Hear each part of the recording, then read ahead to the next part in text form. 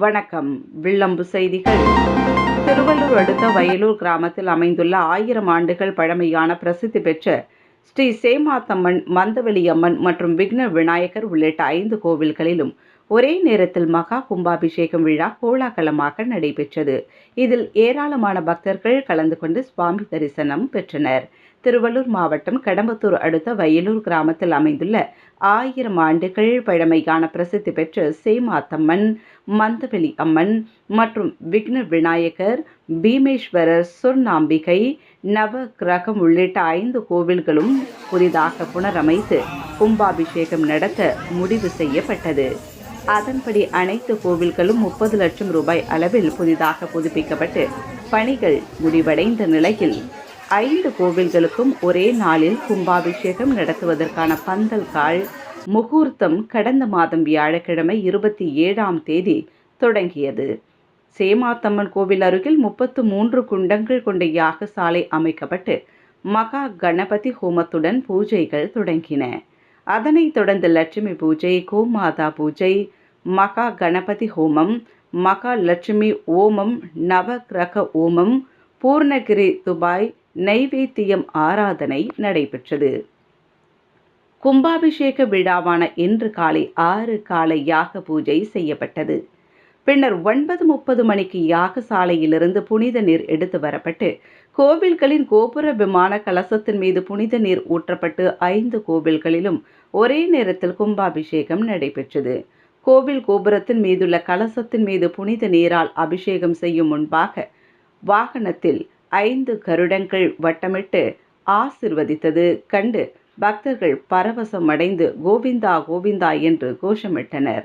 விழாவில் வயலூர் சுற்றுவட்டார பகுதிகளிலிருந்து ஆயிரக்கணக்கான பக்தர்கள் பங்கேற்று கும்பாபிஷேகத்தை தரிசித்தனர்.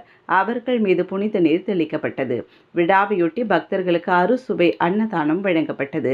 5 கோவில்களும் ஒரே நேரத்தில் கும்பாபிஷேகம் நடந்தபோது 5 கருடங்கள் வானத்தில் வட்டமிட்டு ஆசி வழங்கியது பக்தர்களுக்கு நிகழ்ச்சியை ஏற்படுத்தியது.